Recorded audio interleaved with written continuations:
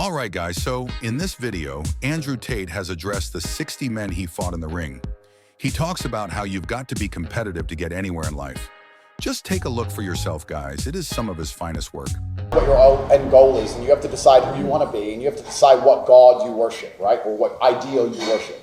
And my idea that I've worshipped is competitiveness. So I want to be as competitive as possible. I like the idea of anybody on the planet being told that they have to compete against Andrew Tate.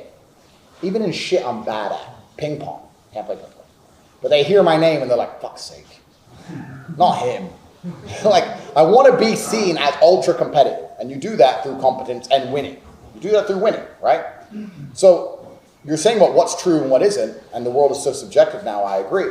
For me, what I decide what's true and what isn't is the things that allow me to become most competitive.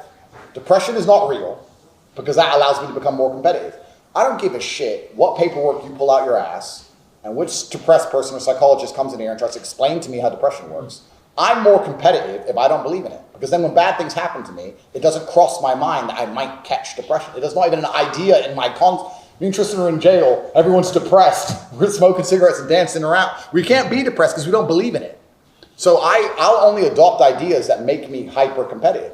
And sometimes that's going to make you very humble. Sometimes it's very competitive to think, shit, I might lose here. Sometimes competitive to be delusional and think you can't lose. If you corner me and there's no way out but to fight and 10 men are going to try and kill me, I'm going to believe I can win.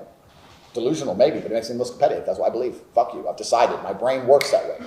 Which mindset is the most competitive? Which mindset is the most useful to me right now? Which emotion is the most useful to me? I change emotions. We can all change our emotions if we really want to. You could all think yourself sad. You could all think yourself happy. Everyone can do it, but people take too long to do it. You need 10 minutes. Get good at it. Give yourself a few seconds. And then you have to decide which emotion puts me in the most competitive state right now. And you'll often find that happy is not one you choose very often. It's not a competitive emotion to be happy. Oh, I'm happy. Then you don't get shit done. I like to feel proud all the time. I like to feel, proud is certainly my favorite default emotion. I like to be proud of what I've done and who I am and what I have. Proud is what I always revert to, which allows me to be competitive. I don't have time to think anything that isn't competitive. Anything that makes me non-competitive to me is not true.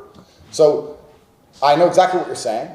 I could argue that there are universal truths to the universe, and there are. But if we're going to accept the mind frame that we all live in our own truth, which I guess is the way the world's fucking going because we're fucked, then your truth needs to be, okay, which mindset, which belief makes me the most competitive, fearsome individual? And then you should adopt that, and then you should be as successful as humanly possible.